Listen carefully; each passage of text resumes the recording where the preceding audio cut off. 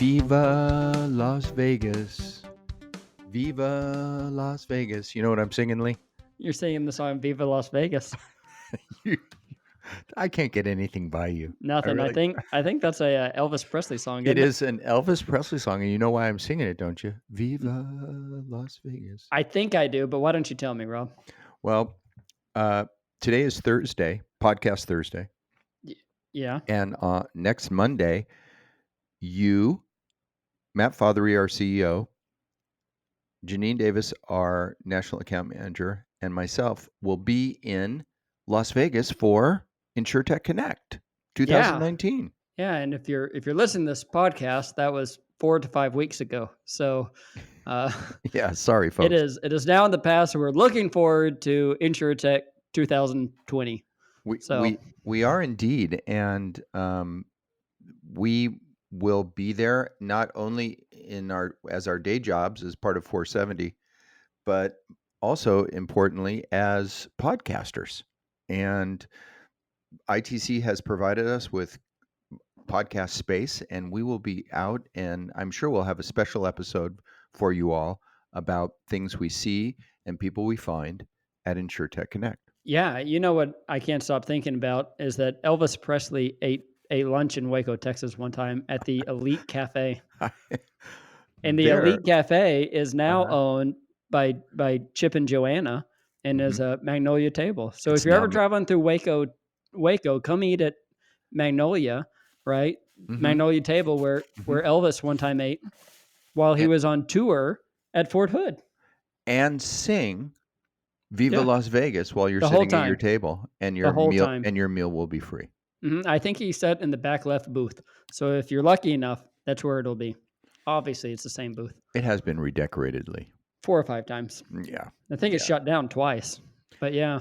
Should we talk about who our guest is today? Yeah, that's better than my facts. Today we have on Mike McCann, who's SVP at Rev1. You ever heard of Rev1? I have heard of Rev1. I'm not sure if everyone has. Tell us real quick what Rev1 is. So Rev1 is a really neat company.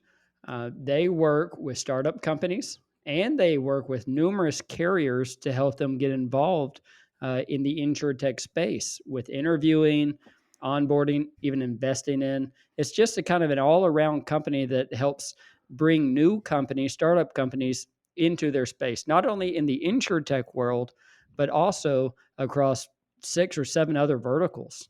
From 30,000 feet, you might call them an accelerator. But as you come down lower, what you see is they're far more nuanced and complex, and have taken the model and pushed it out into bigger, broader, and wider. And it's pretty cool. And I think that everyone in our audience will enjoy hearing what Mike has to say about his company. Yeah, I agree. I'm looking very forward to it. So without further ado, we're going to do this podcast so we can go back to packing our bags to go to InsureTech Connect. And here's our interview with Mike McCann from Rev1. Hey, everybody. Thanks for joining us today. We have another guest from the world of venture capital, accelerators, etc., from the ecosystem of InsureTech, and that is a couple of people from Rev1, Mr. Mike McCann, and hiding in the background today is Heather Harmon, who's there to help Mike. How you guys doing? I'm doing great this morning or this afternoon. Thank you. Excited to be on. Sure. Wonderful. Welcome. Time flies when you're having fun. You don't know what time of day it is. We have that happen all the time. Mike, you're an SVP at Rev1. Is that correct? That's correct. Cool. And where are you guys today? Rev1 is based here in Columbus, Ohio. Okay, cool. Currently the largest city in Ohio, is that right? That's correct. Okay. And is it the capital also? Did I get that right? That's also correct. Yep. Oh, okay. So there's a lot happening in Columbus, yes? Yeah, it's a capital city. It's a great city with a lot of Fortune 500 companies based here. So a lot going on, a good diverse economy. And I'll say it because I know there has to be Buckeyes on this, and the home of Ohio State University. Yes, the Ohio State University. Myself, a two-time alumni, so very proud of the Buckeyes and excited for another big Saturday coming up here in a couple of days. Yeah, yeah. I threw that chum in the water to see what would happen. Yeah. You did. Hook, line, and sinker. You chunked yes. that right in there. There you go. There you go. So, Mike, you're with Rev1, and I think that um, there's probably a lot of people in our audience who haven't heard of Rev1. We heard about Rev1 through our mutual customer, Grange Insurance.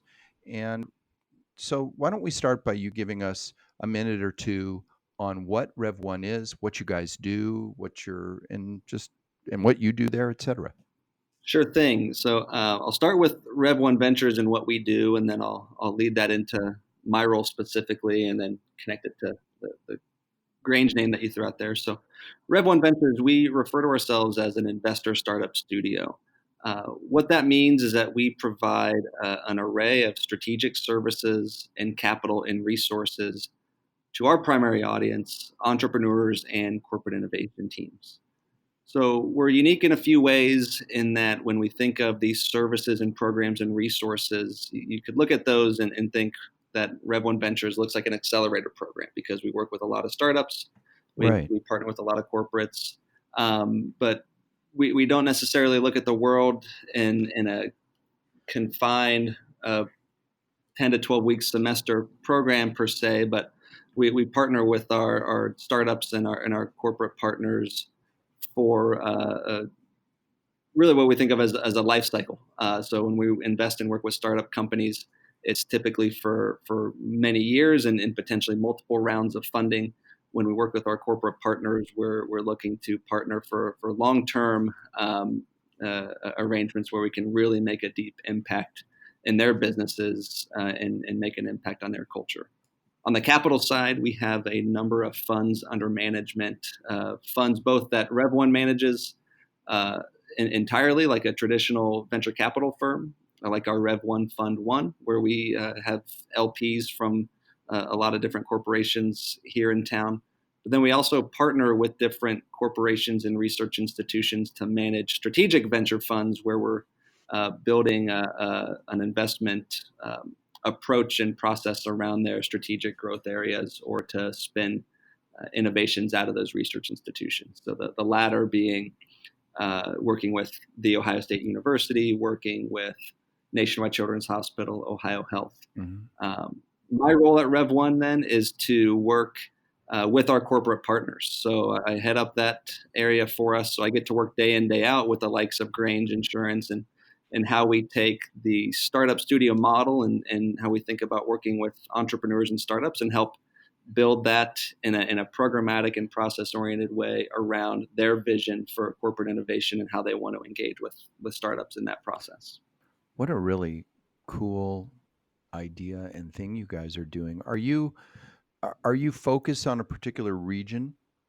That's a great question. And the answer to that sort of depends on a couple of factors. So because of our geography and such great deal flow in Columbus, Ohio, the majority of our investment activity in the startups that we work with are going to be here in Ohio and to a certain extent even in Central Ohio. But as we look at our different corporate partners, we know that for Grange or State Auto or James Smucker, we know that the innovations they're looking for to make an impact on their business aren't confined to Columbus or to Ohio. So sure. In those cases, we actually look globally for startups or solutions that could help them. So it's not uncommon for us to talk to a company that's based in Columbus or in Denver or Vancouver or Tel Aviv, mm-hmm. And anywhere in between. So we do look globally depending on the program and the partner. If you got involved with a startup that was from, say, Israel or out of your region, and they became involved with Rev1, would you ask them to move to Columbus for the time being, or do you carry on that relationship long distance as well? We can carry on that relationship long distance. So we know that there's a lot of factors that go into where you need to locate your business. Sure. And we get asked that question on a regular basis. And for us, it's the first question is, where does your business need to be strategically based on your customer base, your talent base, and where you want that company to be. If all those arrows point to Columbus, Ohio, we say, welcome, come on over. But if that is elsewhere, then we certainly want them to be where their business needs to grow and be successful. Okay, tell us just quickly your guys' startup story. I'm always interested how these things even start. Share that with us if you would. Sure thing. The origin story of Rev1 Ventures. So I'll really start back. I'll go about 7 years back. The CEO of our organization, Tom Walker, had started an organization, a venture development organization out in Oklahoma City, and he was recruited into Columbus to help the region build an organization that was really supportive and could really help the innovation and startup economy grow here in Central Ohio. So when he came in, we were able to build a team around that vision. And it started with looking at the opportunities in Columbus, all the thriving corporate base, these great research institutions, and really think about how do you put together the right pieces and talent to grow the startup studio. So the term startup studio wasn't something that we used back in 2012, 2013, but as we hired on and expanded the team to get the right experience on the fund management side of the business, as we brought in folks to think about our client and entrepreneur support model, and the services have really grown over the last few years. And then even thinking about strategically, how do we view this innovation center that we have in Columbus, Ohio, where we work? That's really where it starts. So for us, if you look back, we've since 2013 gone from investing in maybe a dozen startups a year to last year we were able to invest in 36 unique companies. Wow. So really expanding and putting Columbus on the map and putting Rev1 Ventures on the map as the most active investor by deal count in the state and across the region. And it's really been just piece by piece putting the right people and putting the right resources in place to help us put those services to work in the highest growth opportunities and to build the partnerships. Cool. Let's talk about the startup side first, real quickly. What do you think, Lee? Well, you were talking there about the startup studios. What does a company have to do to get involved with you? Great question. So we look at the world pretty pragmatically. So when I mentioned the deals, for instance, so we invested in 36 companies last year. About half of those were concept stage companies. Most of the other half were seed stage, and then we had a nice number, about a handful that were early in growth stages. So for us, even at the concept stage, the one thing that we really value and look for in companies is having some level of connectivity to their target customer.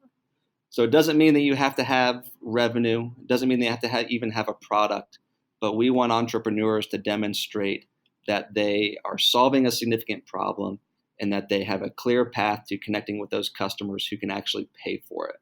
So we spend a lot of time early on vetting that. A good example there is a program we call Customer Learning Lab. It is focused heavily on assessing the market, looking at a competitive landscape, and then spending time with the entrepreneur, giving them a framework to actually go out and get customer feedback. And it's those companies that come back to us with the strong market data, with the differentiated features defined, and most importantly, with that positive feedback from their target market that we get excited about and that we work with. Now, that's how we work with things on the concept end. When you're a seed stage company or a growth stage company, that's where we look for things that a typical investor might look for. We want to see a strong, talented management team. We want to see a product that's getting the kind of adoption and growth that you'd want to see. We want to see a strong business model and a market that can support a venture-backed company. But we really focus and spend a lot of time, especially in the early stages, at how are you connecting with your customer and are you solving a really significant problem in the marketplace? So not just is this cool, Yeah. or maybe is it viable in the far future? Is it a commercially viable idea?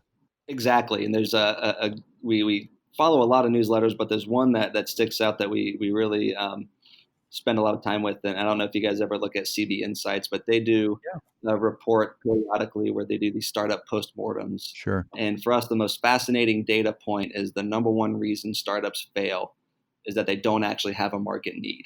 It's something on the order of 40 to 50% of companies self-report that that's why they fail. Is that in InsureTech? Is that 40%, 50% of InsureTechs fail? No, that's across the board, across all industries and all Uh-huh. sectors. Uh-huh. Uh-huh. Yeah, that number doesn't surprise me. Yeah, Rob and I talk a lot about, uh, sales and things like that. And a lot of times we back up and say, wait, what are we, Mhm. what is the need? What do we know what we might want to do. We know what we think people want, but is there a need? So I What's think that's really, what's the problem yeah, that what's you're the solving? problem we're trying to solve? So yeah, that's really interesting. How many companies come to y'all during a year to try to get working with y'all? Great questions. Yeah. So locally around the Central Ohio and Ohio community, we'll see probably between 600 and 700 companies reach out to Wow. us, and then through our partners and looking outside of Columbus, Ohio, we'll probably see another 600 or 700 that we'll network with at some level. So all told, well over 1,000 startups that we'll see in one form or another. So is Ohio State, here's your next plug for Ohio State. The Ohio Ohio State, State. yeah. Is Ohio State must be a hotbed of innovation and startups. I mean, super large school, right? One of the top largest, one, two, three largest school in the country. It must be a hotbed of innovation and startups. Is that the case?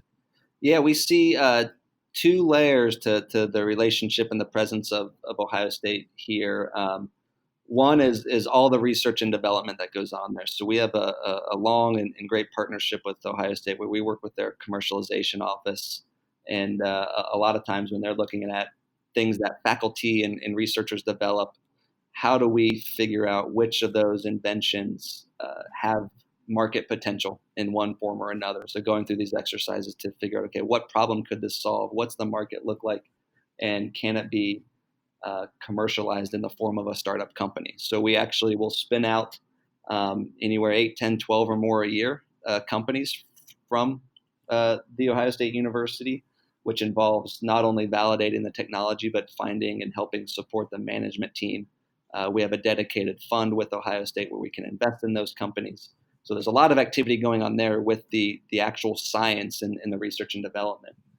The other layer is that it's just a very rich talent base. And that goes for Ohio State, but as well as the region as a whole. So there's north of 60,000 undergraduate and graduate students at Ohio State. So we see such great individuals there who can come up with their own innovations. It's a great pipeline to help feed these growing startups and keep that talent here in Columbus.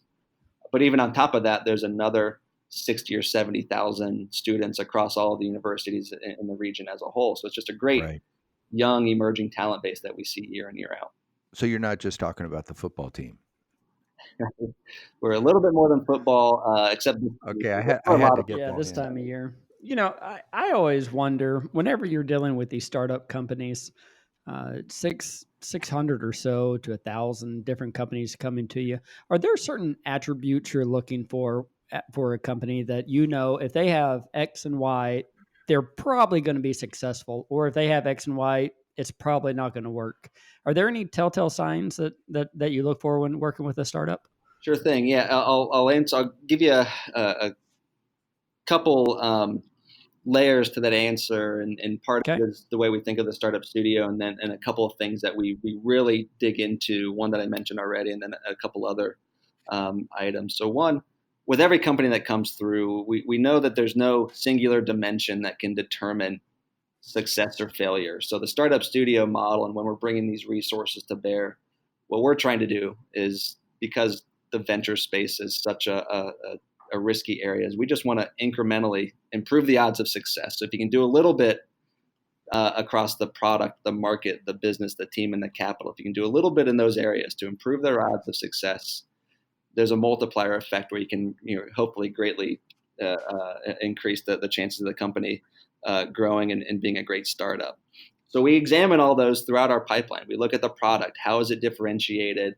What is the feasibility of the technology? We look at the market. Do you have customer contacts and relationships? Can you actually convert those prospects into customers? Do you have a market that doesn't necessarily have to be huge, but is it the type of market that can support a venture-backed company and the kind of growth that you need?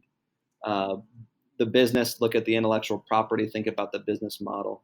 Team, very important at different stages, and then capital. We invest at such an early stage.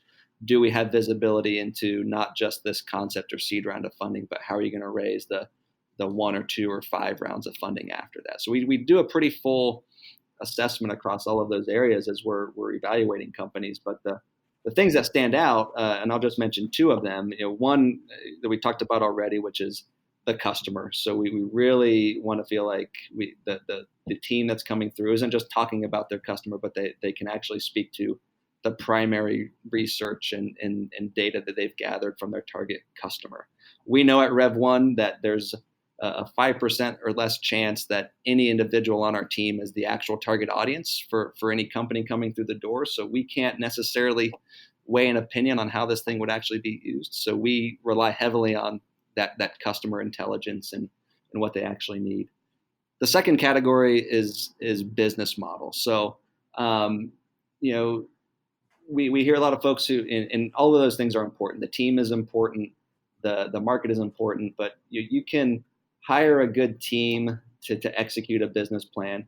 You can't hire a good team to fix a business model that doesn't scale. So we really want to understand and spend time looking at the unit economics as early as we can to figure out, is this the kind of business that can really have strong growth for a long way to come. And that's where we really spend a lot of time with companies doing that full business modeling exercise in the early going.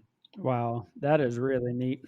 Can we talk about some real world examples of how you guys have kind of used some of those ideas and brought it forward? Because as you know, we're an InsureTech podcast and we're very interested in insurance, and you have a number of InsureTech companies in your portfolio. A couple that stick out to me are Matterport and Cape Analytics. Can we talk about those for a minute? Sure thing. Both of those are, very successful and increasingly entrenched insurtechs in the industry. Did you guys help bring them up? Is that why they're in your portfolio?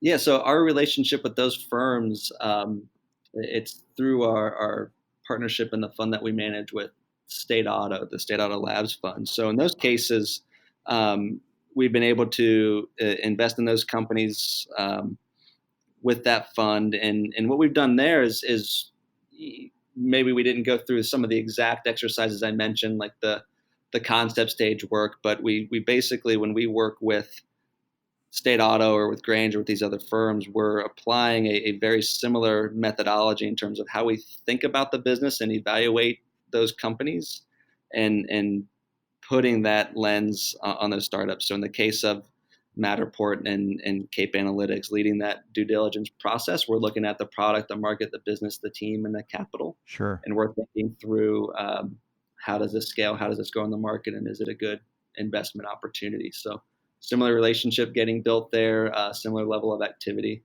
But they're good examples of one of the things that we want to talk about with you today, and that's your relationship with some of your sponsors or partners like State Auto, like Grange, that are unique, I think, in your guys' industry, and that is it transcends just having them sponsor you and you all finding interesting companies for their investment or use purposes, right? I mean, you guys have a kind of an entrenched relationship with these companies. Yeah, that's exactly right, and that's a great way to put it, because we look at there are organizations you might look at like a Rev1, where we do look at things as sponsor driven or very surface level relationships. But when we look at Grange, when we look at State Auto and our other corporate partners, we look at them as very, very deep, entrenched is a great way to put it, very strategic relationships. So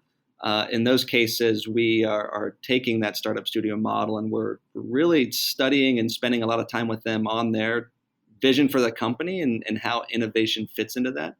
And we're building that startup studio around that process. So looking at their focus areas and having an understanding of what types of companies do you want, and what kind of companies can we be bringing through the door. And then once we've had those discussions, based on the culture of the company or how you're organized, how are we going to build a process that helps you efficiently and effectively evaluate the company for fit down to the point of a proof of concept or a pilot, maybe even an investment, so that you're, again, not all of them are going to be home runs, but how do you improve the odds of success that you're going to find the right companies that you can either build the right strategic relationship with or build return opportunities if you're actually going to go in and make investments in those companies. So whenever you're working with a company like Grange, for example, what do you actually do with them? So it sounded like whenever we interviewed them that y'all will go out and interview and find your own companies or interview other companies and then bring them the companies that fit their needs. Is that right? Yeah, that's the first step in that process. So Rev1, when we look at our partnerships, we will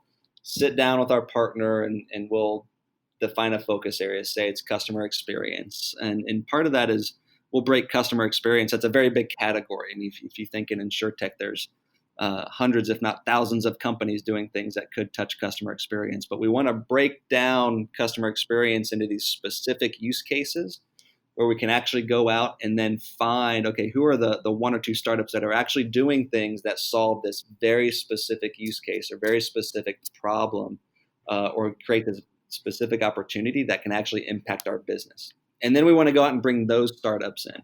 And then once we've brought them in, we want to sit around the table and spend some time learning about that company. How do they fit? Is it the right opportunity at the right time? And those are really fun discussions because often we'll sit around the table with our partner team and we'll be on a conference call or talking to this company. You can't often pick out who's the Rev1 employee, who's the Grange employee. It's really a team effort because we spent so much time on the front end getting an understanding of what problem we're trying to solve that we're very collaborative throughout that process. Wow. That was the sense when we had our episode with Brett Hammer at Grange that we got from him was that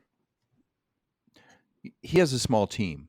He's trying to do big things with a small team, and that you guys kind of round out his team and give him much more bandwidth with which to bring innovation to his organization.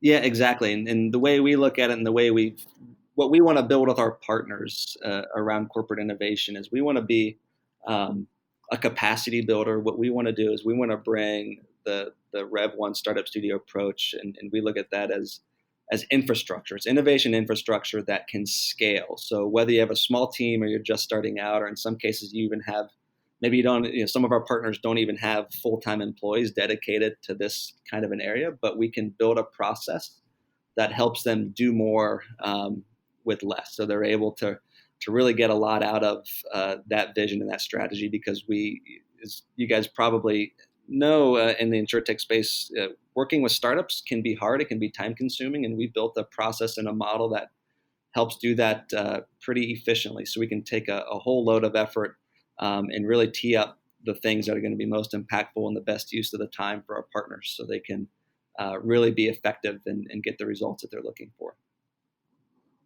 So I have a question. Whenever I look at your portfolio online, you do much more than InsureTech. It looks like you work in all sorts of different business lines. Do you ever find people in other areas of business that maybe are not right now focused on insurance, but yet you could see that they could be? Does that ever happen to you? Yeah, that's a great question, and we certainly do see that. Because we invest in so many companies across a wide range. So I think our portfolio now, we've probably invested in approaching 110 to 115 unique companies since 2013. About half of those are software IT companies in some form or fashion. And so what we see is even though initially a company, and I'll give you an example, a company that exited our portfolio not long ago called iRecon Cars, they had a technology that was really valuable in the used car industry where they could track the reconditioning process from start to finish when it's sold on auction to once it goes on the lot. And that had a great value proposition for the dealers because you can speed up that process. You can document and monitor everything that you do to fix or clean the car before it gets sold. Ultimately, it's quicker to lot, it's price justification. But if you get to a certain scale, you have a lot of data on those vehicles that could start to become really valuable on the insurance side of things. So while initially they didn't have enough to say this is a home run to partner with an insurance company. As they grow, we certainly had insurance partners and companies in the region who wanted to keep an eye on what the company was doing to figure out when is the right time to maybe access that data and provide a better experience for their own end customers on the insurance side. Yeah, I could see how that would be very beneficial. I think that's really neat. And I'm looking through the different pillars, I guess, health IT, biosciences, alternate energy. And it just got me thinking, I suppose people approach you all day, every day with their startups, with their ideas. This is what I want to do. But is there anything out there you're looking for? Is there anything out there that you say, man, if so and so came to me with an idea surrounding X, I would listen. Is there a list that maybe y'all have, or I don't know? Does that happen? And I just want to add one thing to that. Do you help companies, when you see that, do you help companies pivot that are inside of your own portfolio? Yeah, two great questions. So the first one I'll answer, and I'll give you the short answer and the slightly longer answer. So the short answer is no. We don't, at least on the direct work that we're doing on the Rev1 fund side of things and through the startup studio, we're not going to go out and put calls to action and say, if companies are doing X, Y, or Z, that's where we get excited and we're ready to invest. What we do get excited about is when we see experienced entrepreneurs or really high potential entrepreneurs come to us with ideas where they've been able to validate that they're solving the right problems and are starting to put together the pieces in the business model to make them grow. So that's one reason why you see such a diverse portfolio, is that we're really more focused on the is it high growth, high potential than is it any particular industry. The counter to that, and where I'll say where our partnerships come in, is in the case of Grange State Auto, James Mucker, and others, is we've identified specific problem areas. So that's where we go out and we get on the active side of the search, and we'll go out and do a landscape of venture databases, newsletters, and anything we can to pull in and identify the startups that are solving problems in specific areas. But as a general rule, what we do here in Central Ohio, we're not necessarily looking at that directly.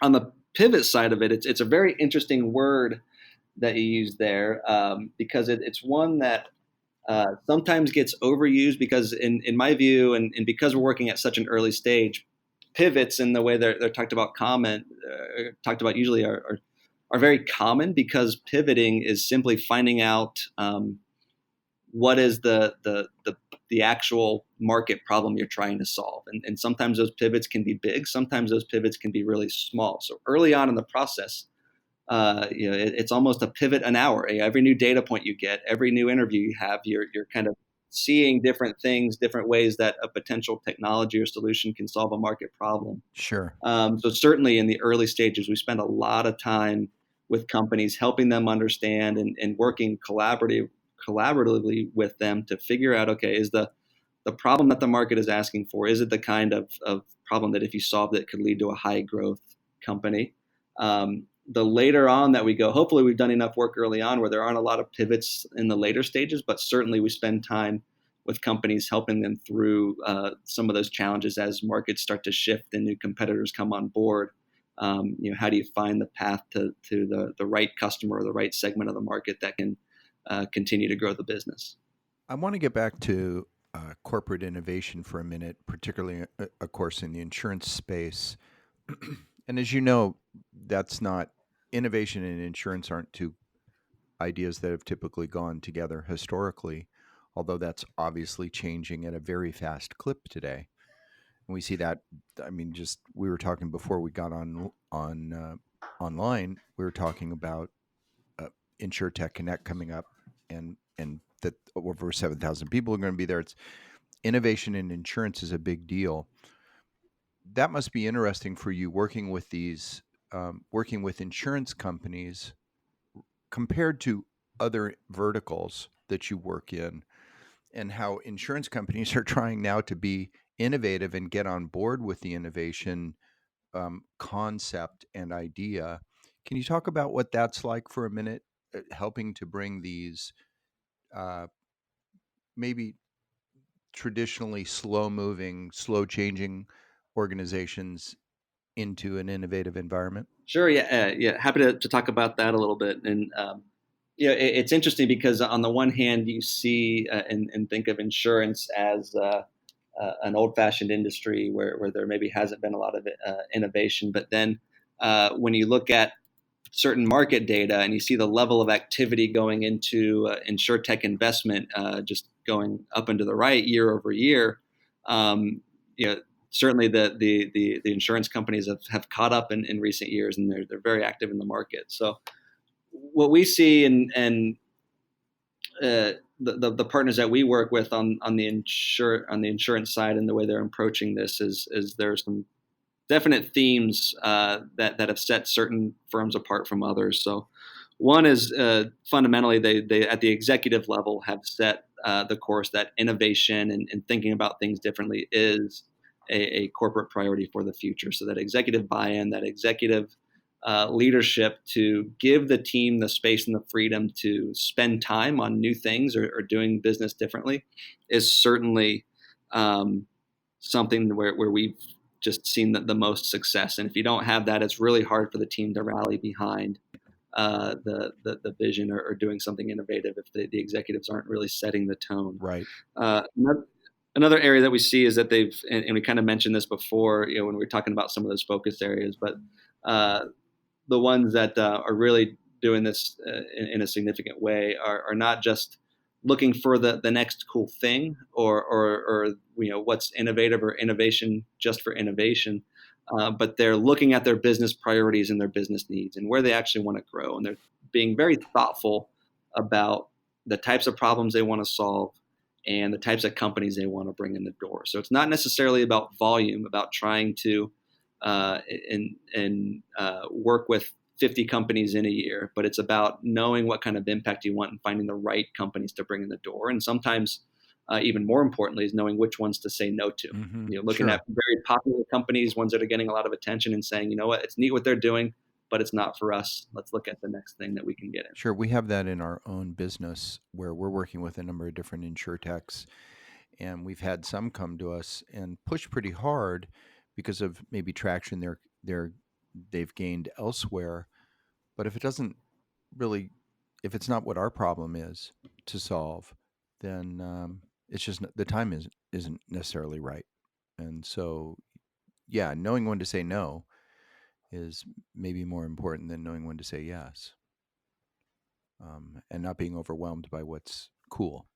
Exactly. And another piece of that is also in just having an idea internally about these build versus buy decisions. So if you know as a company, what is it you're good at? What is it your team should be building because it's either a strategic competence for you or it's very important to your business.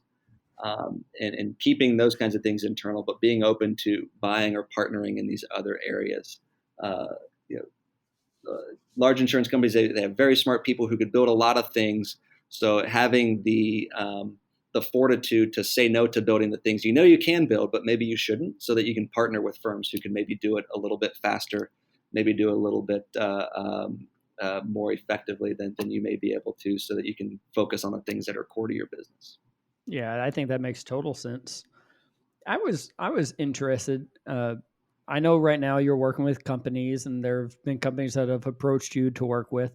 Are there any companies you're working with that will be standout companies in the next year? Are there any up and coming companies that y'all are currently working with that'll be making headlines either in the insurance world or somewhere else?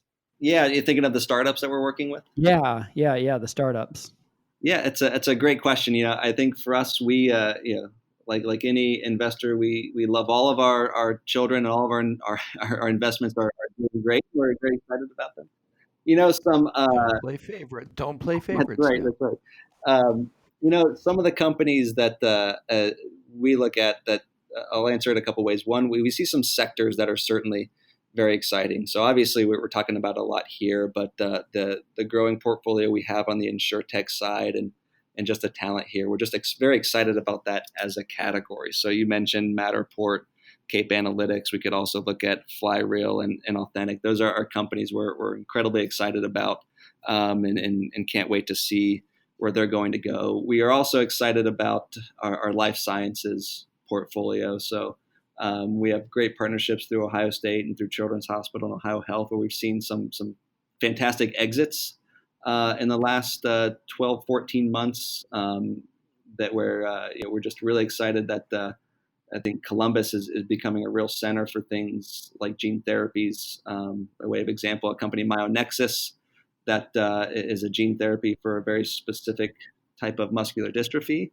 Company launched, and it's really cool because it's not only is it a great financial return because the company sold late last year for $165 million to Sarepta, but it's also a technology that is truly impacting and saving lives in some cases, or could, as it continues to go through the development path. So you're seeing some really life-changing things go through the doors and through the funds here that are really exciting to be a part of. And then we have Sure. continued success on the enterprise portfolio side of things. So we have a company in our portfolio called Aware that adds a security layer to team collaboration software tools. So they're a really exciting company with a fantastic founding team. And when we look at them and the types of clients they're able to get and the scale that they're starting to get to, they're poised to do some really great things in the next few years. So no crystal ball, but we're excited both about some of the recent exits that we've seen, as well as the way that our portfolio has grown, that their ability to continue to attract capital and generate revenue. It's going to be a lot of fun to watch here the next few years. And I think you hit on a great point. Everybody wants to hit a financial home run. That's a no-brainer. But when you can do it with a company that's adding value to society, that's even better, right? That's really cool that you guys get to be a part of that, and that you have those different verticals that you're involved in. Life sciences obviously is very important, but frankly, the way that we look at it is so is insurance. I mean, insurance enables a lot of commerce to occur, and so to be able to do it well and efficiently is really important as well. Yeah, absolutely. I think when you look at insurance across the board, it's such an enabler. Well, we experience it in so many ways. So, one of the first things we do when we take on an investor role in a company is we look at your liability insurance, your D&O insurance. So that, if you can find ways to make the insurance industry, and specifically in our case, sometimes it's commercial insurance, more efficient, better for the startups, that has a significant impact on our business and for entrepreneurs across the board. If you can make starting and running your own business easier for that entrepreneur, whether they want to start a high growth company or whether they're going to start a mom and pop restaurant, those are the kinds of things we love being a part of, because maybe you're not, it's not looked at the same way as gene therapies, but you're certainly helping change the life of that individual or that company in a pretty meaningful way. Right. Moving the ball forward in a good way is great to be a part of. And with that, we'll say we'll bring this to a close. We really appreciate you guys being with us. We have to shout out Brett Hammer, which we've done before in this episode, that he led us to you guys. And this is just another example of how large and diverse the InsureTech ecosystem is. That we could find this vital, exciting company that we'd never even heard of before. So we're thrilled that you gave us the time and all of the information. that you did today, and we'll look forward to hearing more from Rev1 as time goes on. Yeah, thank you so much for the opportunity. I'll just double down on your shout out to Brent. Really, I always appreciate him thinking of us. They've built some amazing things there at Grange in a very short amount of time, and we're really proud to be a partner and to be a part of this journey for them. And I think it's a company to continue to keep an eye on, because they're continuing to approach this in a very thoughtful way, build great relationships with the startup community, and we think the sky's the limit for them, and we're just really excited to be a part of it. Cool. And we'll just say that when FNO hits the road and we come to Columbus, Ohio, we're going to set up shop for a few hours at Rev1 and get some of your startups on our podcast. What do you think about that? Well, you just let me know the date that you're coming into town. We'll get a great lineup for you, and you are welcome here at Rev1 Ventures anytime. Well, we'll look forward to that. And we also want to thank Heather in the background. Say goodbye, Heather. Goodbye, Heather. Thanks again, guys. Thank you. It's interesting, Lee, that we have now had a number of these accelerators on, and they all have a little bit different twist that they put on the idea. Yeah, I thought it was really neat to have somebody who is a little more centrally located, right? We've talked to, say, Kiwi Tech or Plug and Play in the past, who is worldwide, different offices. But really, Rev1 is really focusing there on that Columbus area and the surrounding regions, of course. But, you can really horn in on specific companies, specific needs. And I think it helps you as a company really bring these companies out of their shell and into profitable companies. Yeah, the interesting thing about them is it seems like the commitment that they make to their companies is maybe a little bit deeper and a little bit broader, and that they're interested in staying involved in them over time. Yeah. And so that's an interesting twist. I also like that the way that they kind of play with the ecosystem is that not only are they involved with startups, but they're actually involved with some companies, and they're involved in many verticals, but in the insurance area, two companies that we know, they actually have, I guess, partnership or consulting agreements with them where they're helping their innovation teams to do their work. Yeah. And so they're not just finding startups, they're also helping people to understand what innovation is and how to go about the art and science of innovation. Yeah, because that is a lot to learn. And for a company like Grange, who is partnered with them and is a part of this whole movement with them, they're able to rely on Rev1 to fill a lot of different needs, Right. and to find the right people, the right companies at the right time. So I think it's a great niche. I really enjoyed visiting with him, and I thought there's a lot of great things in the future for him. Yeah, there's a lot going on in Columbus, Ohio. There really is. I would say there and Denver, Colorado, two hot spots for technology. Who knew? That are off the beaten path, but Columbus is a major insurance hub. Yeah. We have a number of customers there, and there's even more insurance companies that we don't do business with. And so it makes perfect sense for Rev1 to be involved in InsureTech in a place where so many of their neighbors are insurance companies. Yeah, it makes total sense. Well, listen, we're real grateful to Mike McCann for being with us today and representing Rev1 and telling us the Rev1 story, and to Heather too. We say thanks. Yes, thank you, Heather. Thank you. We're going to shout out to you, even though you didn't say a word on the podcast. And we thank you for being with us today, and thank Rev1 for sharing their people with us. And just a reminder that the best way that you can support us is to subscribe to our podcast, which you can do on any of your favorite players. We also want to hear from you and hear what you have to say about our podcast.